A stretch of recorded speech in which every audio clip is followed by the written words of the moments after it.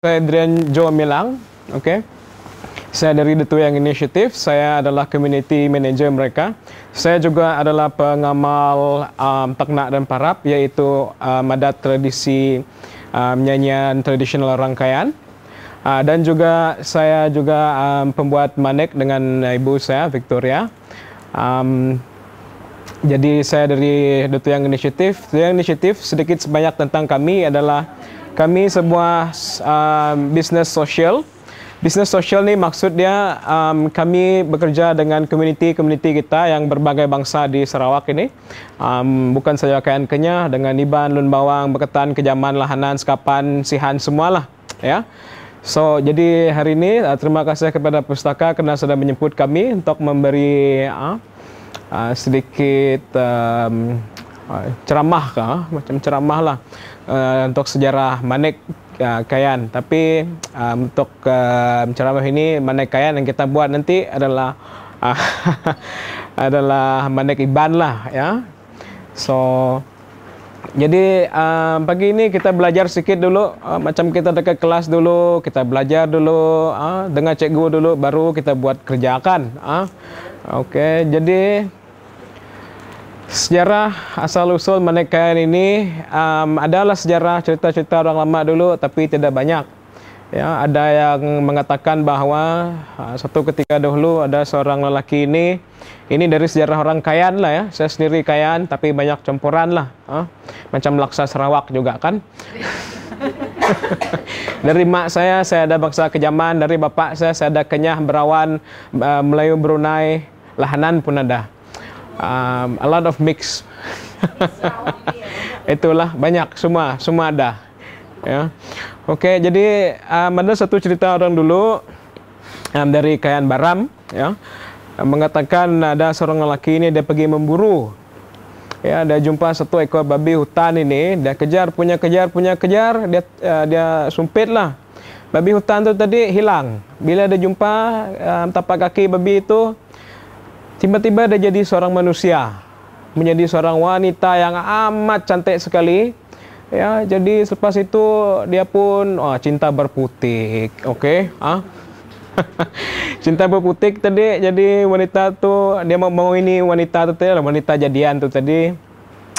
Jadi dia cakap sedikit yang saya ingat, mereka tidak boleh bersuami isteri lah, sebab seorang itu tadi setengah manusia.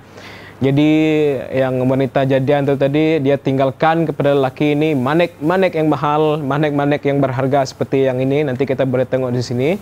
Jadilah manek lukut, manek kelem, manek apa yang dia tinggalkan untuk lelaki itulah. Jadi itu adalah satu cerita asal-usul macam mana manek terjadi dengan orang Kayan. Jadi bangsa Kayan ini saya pasti kita banyak tahu lah, ya. Bangsa-bangsa di etnik di Borneo, di Sarawak ini kita banyak bangsa. Jadi satu adalah Kayan. Bangsa Kayan ini dikenali sebagai kolektor manek terbesar di Asia. Paling besar. Kami ini memang orang memang suka manek lah.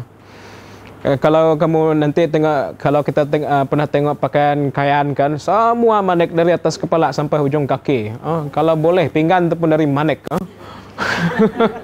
Untuk makan, semua manek. Memang kami suka minat dengan manek ini. Jadi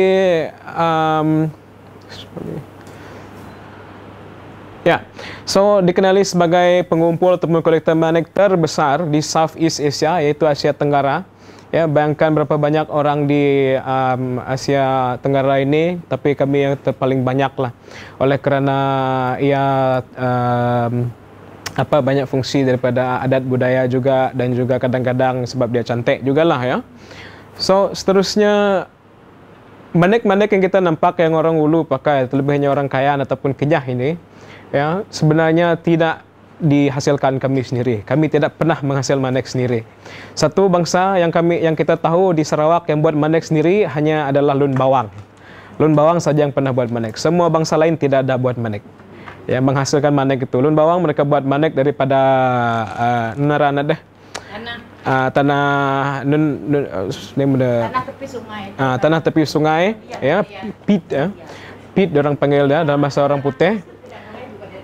Ya, dia kena pilih tanah tu. Mereka ni pandai cari tanah tu. Jadi kalau kita tengok manik-manik lun bawang tu, dia ringan sebab dia dari tanah yang dibakar di dalam oven dan diwarnakan lah ya.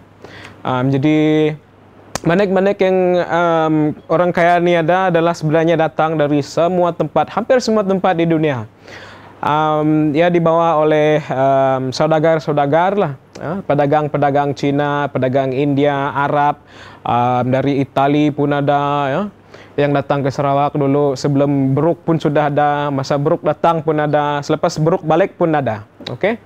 So nanti saya akan tunjuk contoh-contoh manik dan asal-usul sebenar manik-manik ni lah ya. Oke, so kegunaan manik ini adalah amat tinggi nilai dia kepada bangsa kami, ya, bangsa Kayan, dan banyak kegunaan dia. Satu adalah untuk adat perkawinan. Ya, sorry ya, saya punya slide dalam bahasa Inggris.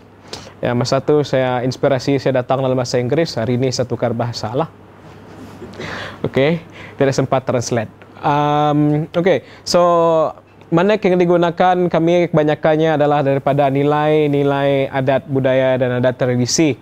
Contohnya seperti hantaran, ya, hantaran ataupun hadiah ataupun digunakan masa dulu, masa kami masih menggunakan adat lama, ya, adat bungan, nama dia adat dange, digunakan.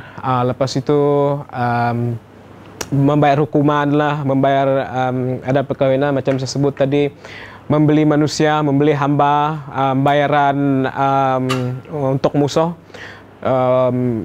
Ratusan tahun dulu masa kita masih berperang, ya, berperang sama sendiri untuk tanah, untuk apa.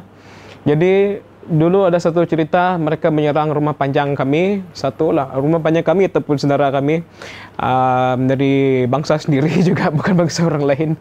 Jadi mereka bagi satu manik yang nama dia buah wang batang umah. Buah wang batang umah ni maksud dia buah wang ini biji, batang umah ni maksud dia batang rumah.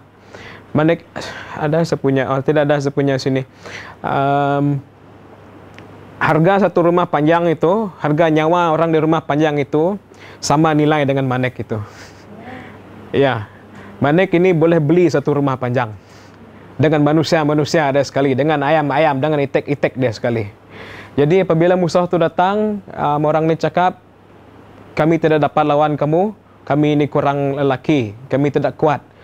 Tapi kamu ambil manik ini sebagai ganti nyawa kami. Dia ambil, dia balik. Gembira dia dapat manik termahal. Ya, itu contoh dia satu kegunaan manik.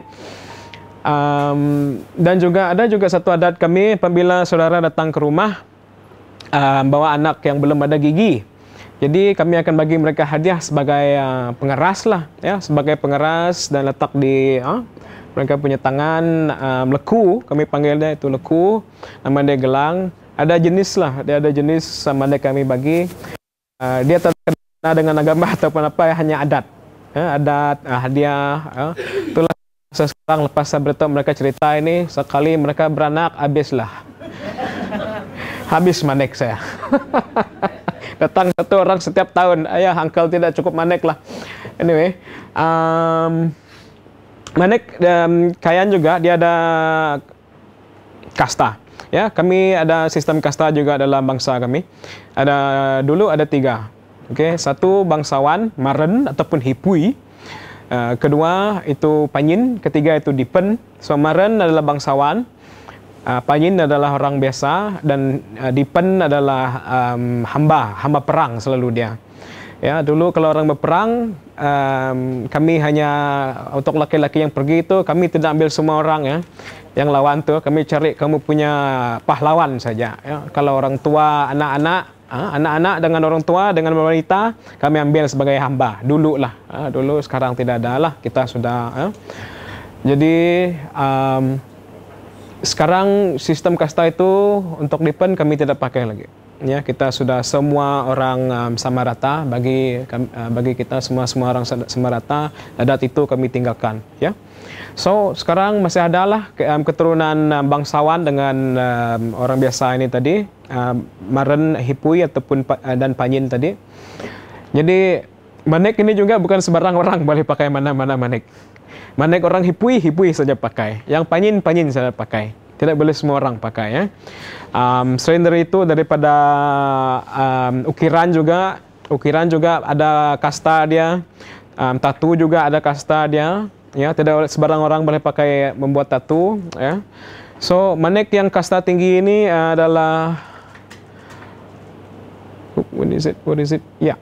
So ini saya akan teruskan sinilah, oke? Sebelum sampai ke kasta-kasta manek, ini adalah contoh aksesori yang kita selalu nampak lah. Yang merah itu yang orang barang panggil nenaran deh, kabok, buah kabok. Yang merah itu yang mungkin sekarang kita banyak nampak di pasar. Kita juga kongsikan jenis yang merah ini dengan saudara kita orang Kelabit, orang Lun Bawang, mereka pernah pakai. Beza dia, orang Kelabit, mereka letak buah merah itu di tengah manek yang besar. Kami kenyah dengan kaya letak dia di manek yang kuning itu, yang kecil. Ya, manek yang besar pakai di sini, manek kecil di sini buah dia. Sebab orang akan tengok manek yang besar di sini. Buah merah tu dia hanya dekorasi sebenarnya. Ya, ada juga dulu memang ada maksud lain dia lah, ya, dari size dia ke dari warna dia adalah ada maksudnya. Sekarang dia lebih banyak kepada mencantikkan ya, aksesori, oke. Dan ada juga tebaang. Tebaang itu adalah rantai manek biasa. Yang ketiga itu lekuk kelemangok. Kelemangok ini satu jenis manek pejama beads kata orang putih. Ya, so pejama beads ini dia ada dua jenis, kelemangok dengan kelembela. Kelembela adalah yang keempat itu. Kedua-dua manek ini dulu digunakan oleh yang kami panggil masa adat lama dulu dayong. Dayong ini shaman priest kata orang putih. Kalau bahasa Melayu dia macam pengamal adat lah. Dia bukan juga pawang, bukan bomoh, bukan. Dia orang yang bawa agama dulu ya, guru agama dulu. Jadi kalau sembahyang ikut adat lama tu, mereka akan guna dua jenis gelang ini dekat tangan kanan sebelum mereka memulakan ritual lah. So kelembela dengan kelemangok yang mereka pakai di tangan kanan ya. Yang oke, seterusnya inilah manek yang mahal saya cakap tu tadi, lekut lekut skala Mariang. Jadi lekut skala ini adalah jenis manek yang hanya dipakai bangsawan. Dan hanya bangsawan yang mampu membeli dia dulu. Ya, lekut skala ini, Mariang ini maksudnya baru. Ya, tapi ini memang jenis dia lah. So, lekut skala ini hanya dipakai oleh bangsawan. Satu, kerana nilai ringgit dia. Satu, kerana nilai budaya dia. Dua, nilai ringgit dia. Ya. So, lekut skala ini ya juga boleh kalau dulu ada dua jenis lekut yang saya tahu. Satu, lekut beladaha. Satu, lekut skala. Lekut beladaha maksud dia lekut merah, darah. Okey. Dua jenis lekut ini digunakan untuk kalau dulu orang bangsawan kami mereka ada hamba seperti saya cakapkan tadi, beritahu tadi. Jadi mereka boleh membeli hamba menggunakan ini. Ini ada harga seorang manusia satu biji manek ini. Dia juga boleh digunakan untuk hantaran kahwin lah. Jadi nasib baik semua anti-anti sini. Kalau ada yang bapak-bapak tadi, abeh lah dia. Mau kahwin anak perempuan kayan, jaga kamu. Satu biji itu, satu biji lekut skala. Kalau di dalam market collector boleh mencecah 45,000 US dollar. Satu biji US dollar.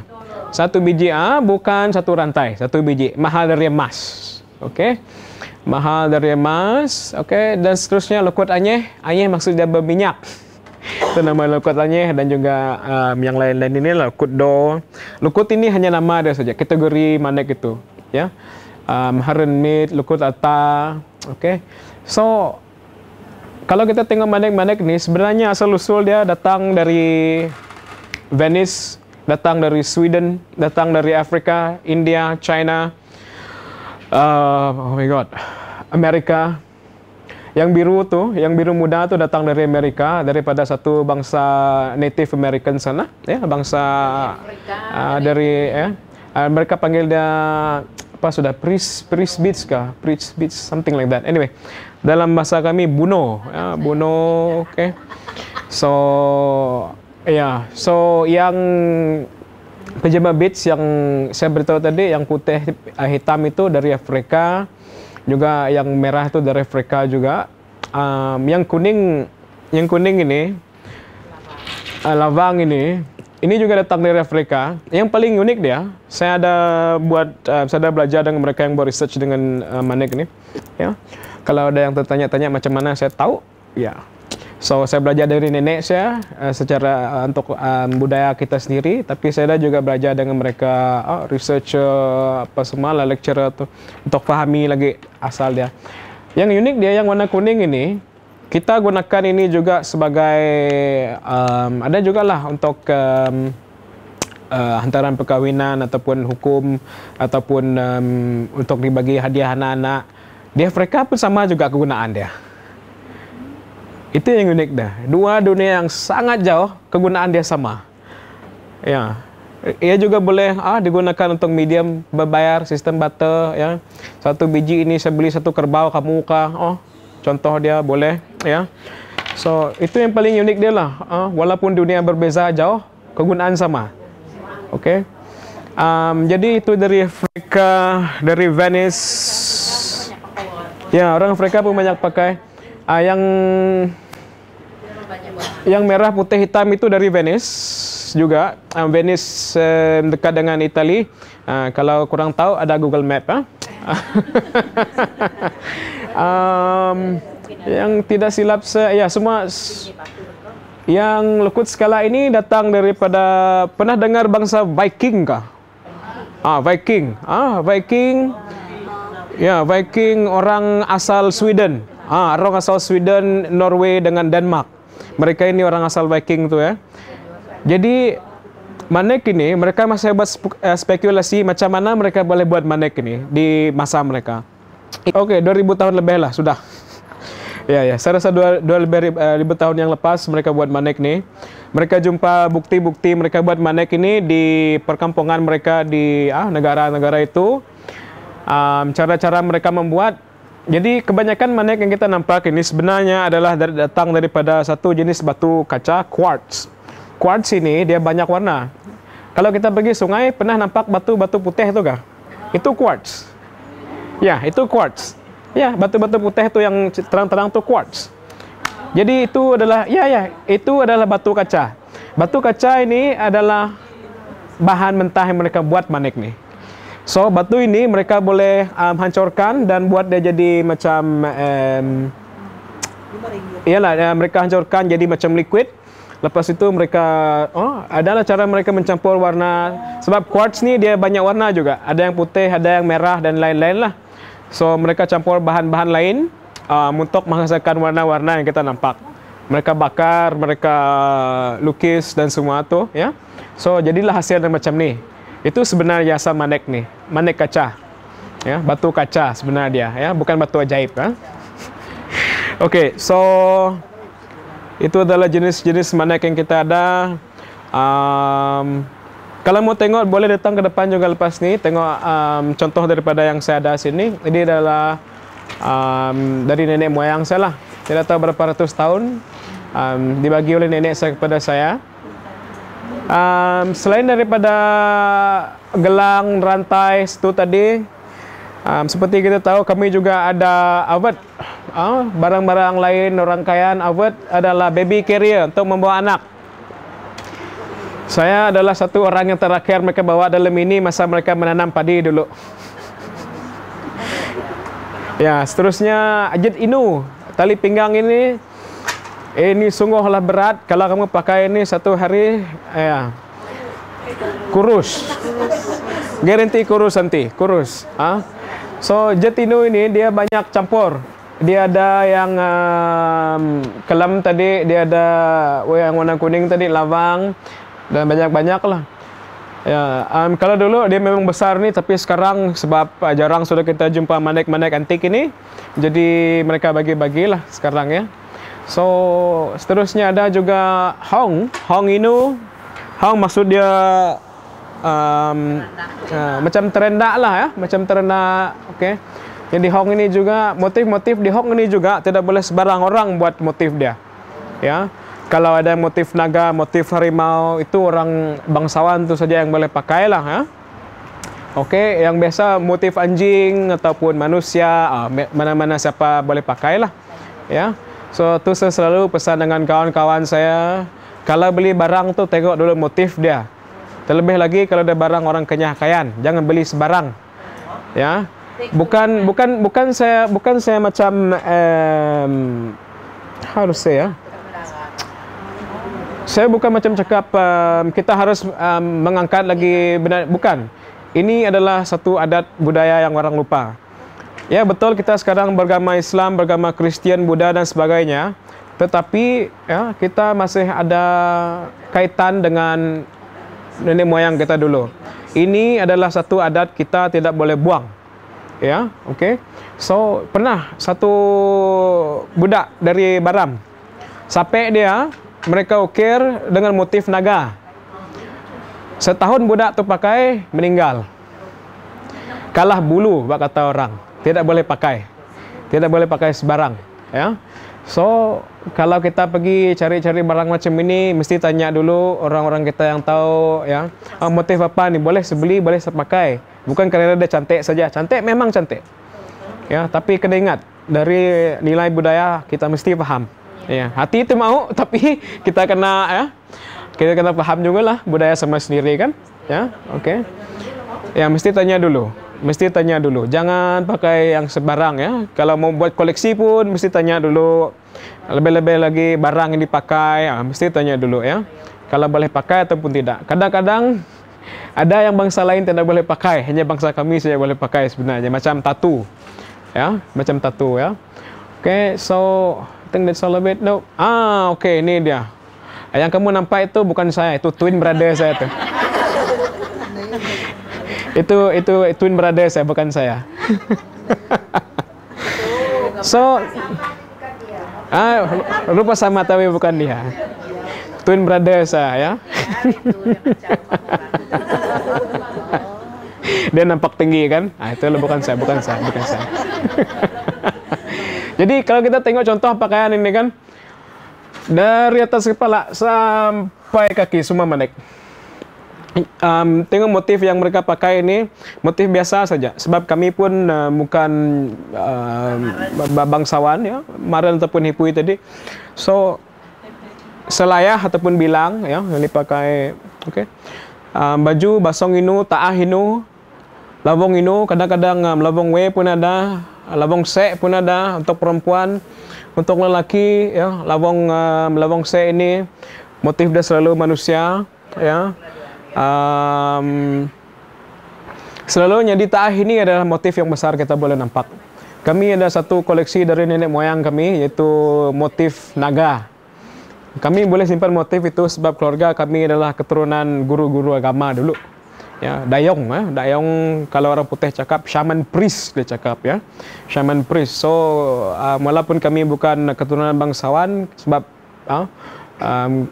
dulu kami punya praktis kuat dengan agama kami, jadi kami boleh simpan barang-barang ni lah, ya. Tapi jangan risau, boleh datang ke rumah kami sebab semua sudah berkat sudah, ya. Okey, so yalah, inilah contoh pakaian, ya, pakaian yang penuh, pakaian yang lengkap.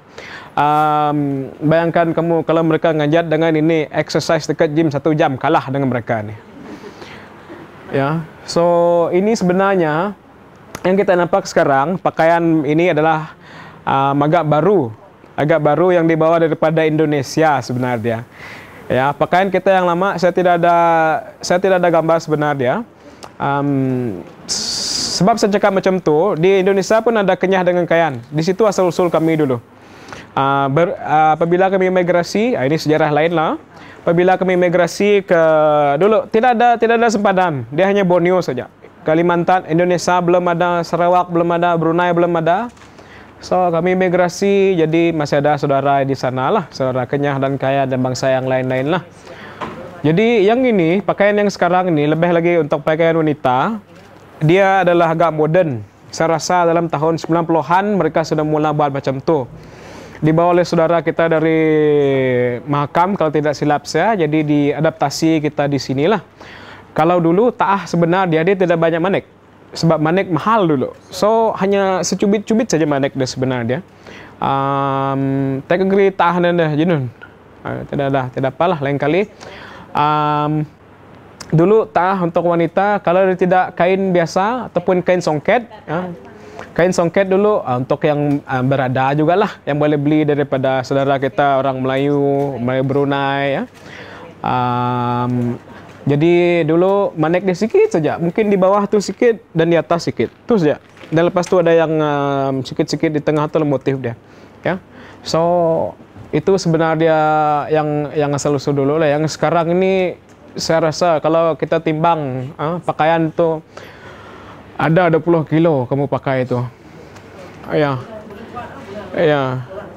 Boleh, tidak apa. Kalau yang ini boleh, ya, okey, ya. Setiap kali saya pergi persembahan, saya pergi ngajat, memang hilang 5 kilo saya. Punya berat. Ya, manik ini sudah setengah kilo. Ya, tidak payah pergi gym lah. Bayar mahal lah. Dekat rumah panjang, kalau orang tarik ngajat, pergi. Itu exercise paling bagus. Okey. Ya, jangan, okey. So, jadi itulah tadi semua jenis manik, asal-usul manik, orang kayan, pakaian kami, barang-barang yang dipakai, ya. Oke, jadi ada apa-apa soalan untuk ini?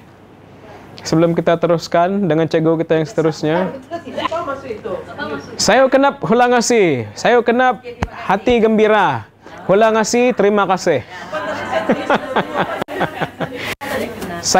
Saya itu bagus. Kenap itu hati, perasaan, pikiran. Okay, so good feelings. Ya, good feelings. Ya, hati bagus. Sebab kami kan sebenarnya tiada ungkapan terima kasih. Ini adalah buatan kami. Jadi dia paling dekat lah ya. Saya kenap hulang ngasih ini daripada perkataan asal-usul. Hulang mengambil kembali kasih. Asih kasih. Ya, saya. Kalau untuk hantaran, jadi adat kayan ini, kalau kita mau hantaran, ikut bangsa, ikut kasta juga, masih juga ada ikut kasta. Tapi sekarang dia lebih loose lah, ada boleh runding lah ya. Kalau kita tidak dapat cari manik ini, ganti dengan duit. Duit pun tidak banyak, mungkin paling mahal 1.000 lebih macam tu. Ganti dia lah, ganti. Tapi mesti ada barang keras. Kalau adat kayan ni, tidak kira bangsa apa kawin dengan kami. Kalau kawin dengan wanita kami, lelaki itu mesti bayar adat wanita. Kami adat kayan ikut adat wanita. Kalau saya kawin dengan orang Itali, saya ikut adat orang Itali. Saya tidak ikut adat saya lagi. Ya, saya ikut wanita. Ya, kalau kawin dengan Bedayu, saya ikut adat Bedayu. Ikut kasta juga. Kalau selalunya untuk perempuan lah, ya. So, kalau perempuan itu tadi, dia keturunan bangsawan, di antara manik yang ini, ataupun manik yang ini. Oke, dia ada jenis, antara ini dengan inilah selalu mereka minta, ataupun paling tidak ada yang ini, nanti kamu boleh datang sini tengok, kelam. Ada juga dulu selain daripada itu, dulu orang masih buat tattoo. Ada satu manik di sini nama dia lekut belah daha. Boleh datang tengok kalau mau datang tengok sini. Ya, silakan. Ini nama dia lekut merah darah. Dia ada dua kegunaan. Satu tadi untuk beli manusia, beli hamba, dan satu tadi adalah untuk pecah darah. Pecah darah ini maksud dia sebelum orang buat tattoo dulu, dia akan bayar tukang tattoo itu pakai manik ini. Itu yang kami ada sebab mak kepada nenek, ya, mak kepada nenek saya, dia dulu tukang tattoo. Ya, jadi kami ada manik itu lah. Jadi sebelum pecahkan darah, maksud pecah darah tadi apabila ditatukan darah keluar. So dia kena bagi macam harus saya permission. Ya, dia kena bagi permission dengan tukang tattoo tu untuk pecahkan darah dia. Itu juga kegunaan dia, manik ni tadi, ya. So, siapa kalau mau tengok manik antik boleh datang sini, boleh tengok sendiri, tidak apa boleh pegang, ya. Ya, ini sudah disucikan lah, harganya tak. Ya, oke. Siapa yang mau ambil gambar boleh datang tengok. Jadi kalau kita tidak soalan, silakan boleh tengok contoh manik di sini lah.